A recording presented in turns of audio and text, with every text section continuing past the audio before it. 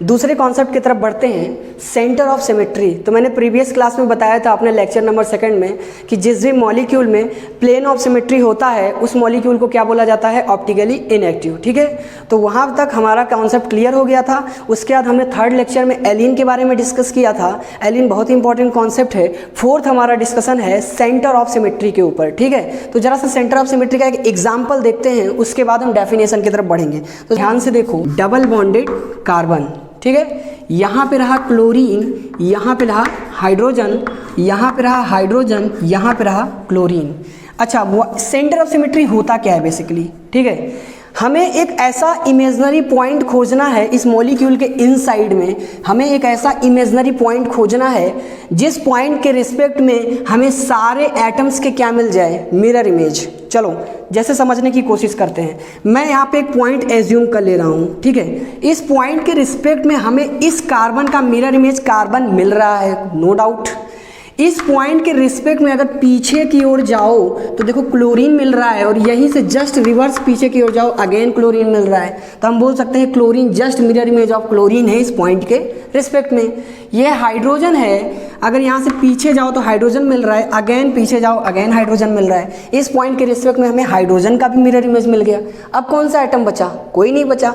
तो इस पॉइंट को बोला जाता है सेंटर ऑफ सिमेट्री। एक दूसरा एग्जांपल लेता हूँ छोटा सा। मान लो मैंने ले लिया एक साइक्लोब्यूटेन, ठीक है, यहाँ मिड में एक पॉइंट बना रहा हूँ। देखो इस तरफ जाओ तो क्या मिल रहा है, CH2, पीछे की ओर जाओ अगेन CH2, यहाँ जाओ फिर से CH2, इधर जाओ फिर से CH2। मतलब ये पॉइंट हमारा क्या है, सेंटर ऑफ सिमेट्री है। एक ऐसा इमेजनरी पॉइंट जिसके रिस्पेक्ट में हमें सारे एटम्स के क्या मिल जाए, मिरर इमेज। तो डेफिनेशन को ध्यान से देखो, ठीक है।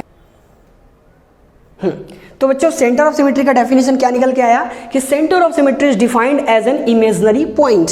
ये हमारा क्या है, एक इमेजनरी पॉइंट है जो प्रेजेंट है इस मॉलिक्यूल के अंदर, ठीक है, जिसके रिस्पेक्ट में हमें सभी एटम्स के क्या मिल रहे हैं, मिरर इमेजेस मिल रहे हैं। तो यही एग्जैक्टली डेफिनेशन है किसका, सेंटर ऑफ सिमेट्री का, जिसे शॉर्टकट में कभी कभी लोग बोल देते हैं COS। ओके,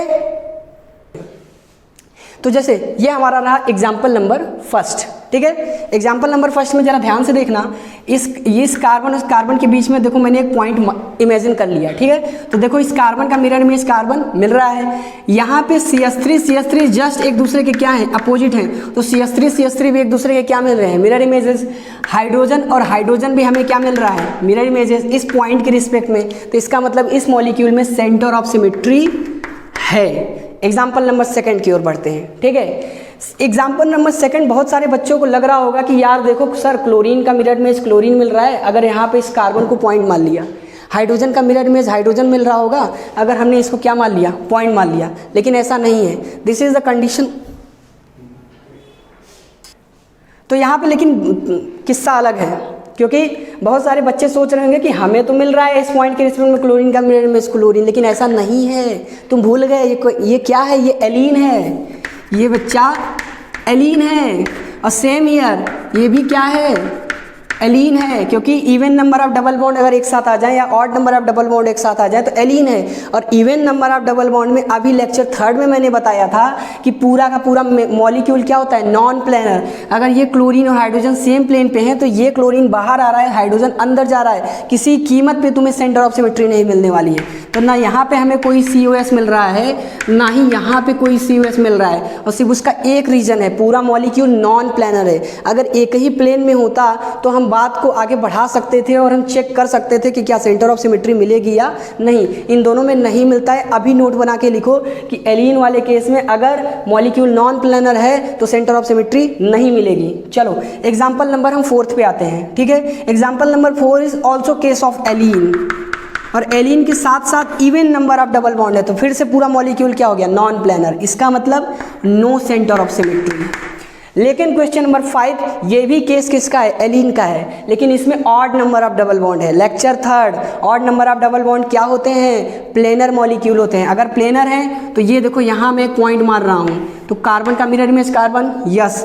इसी पॉइंट के रिस्पेक्ट में कार्बन का मिरर इमेज कार्बन, यस। इसी पॉइंट के रिस्पेक्ट में पीछे की ओर जाओ तो हाइड्रोजन, और यहाँ आओ क्लोरीन, तो देखो नहीं मिला।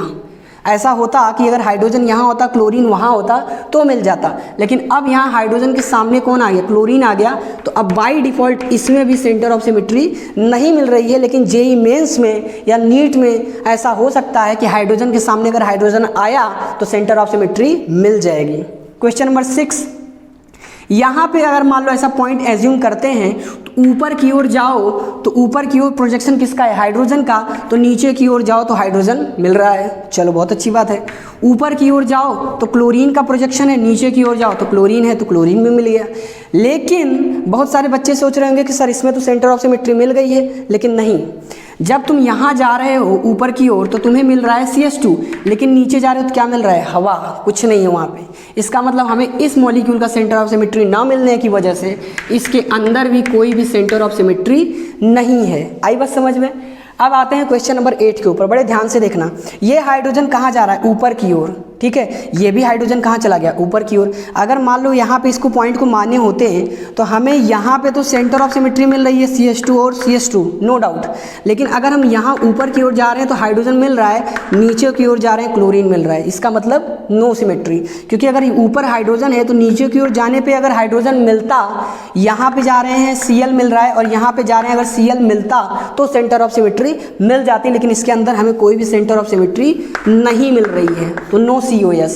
लेकिन यहाँ dear student, this is the anti projection, this is known as the Newman projection. And in the Newman projection तुम्हें लग रहा होगा कि ये देखो सर क्लोरीन है सामने तो उसके नीचे भी क्लोरीन, यहाँ पे अगर ब्रोमीन है तो उसके पीछे भी ब्रोमीन, यहाँ पे अगर हाइड्रोजन है तो पीछे भी हाइड्रोजन, तो इसका मतलब इसमें सेंटर ऑफ सिमेट्री है, ठीक है। अब ये लास्ट एग्जाम्पल में आते हैं। ये लास्ट एग्जाम्पल को थोड़ा सा समझने में दिक्कत आएगी।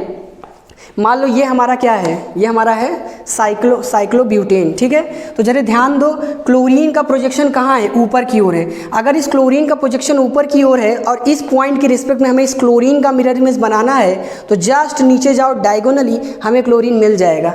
तो ये देखो यहाँ पे क्लोरीन ऊपर की ओर प्रोजेक्शन है, तो यहाँ पे क्लोरीन कहाँ है, नीचे की ओर प्रोजेक्शन। तो इस पॉइंट के रिस्पेक्ट में अगर ऊपर जाओ क्लोरीन और नीचे जाओ तो क्या मिल रहा है, क्लोरीन मिल रहा है। ये जो हाइड्रोजन है, ये हाइड्रोजन नीचे की ओर प्रोजेक्शन है और इस हाइड्रोजन का ऊपर की ओर प्रोजेक्शन है। तो मतलब ये समझो एक हाइड्रोजन ऊपर की ओर है, एक हाइड्रोजन नीचे की ओर है, तो डायगोनली जाओ तो तुम्हें मिल जाएगा, ठीक है। तो हाइड्रोजन में मिल रहा है, ये देखो ब्रोमीन और ये देखो ब्रोमीन, ये देखो इस पॉइंट के रिस्पेक्ट में हमें मिरर इमेज मिल रहा है, इस पॉइंट के रिस्पेक्ट में ये आयोडीन और ये आयोडीन, तो इस पॉइंट के रिस्पेक्ट में हमें मिरर इमेज मिल रहा है। तो बहुत दिमाग लगा के काम करना पड़ेगा। तो इसके अंदर भी सेंटर ऑफ सिमेट्री है। That's all dear student.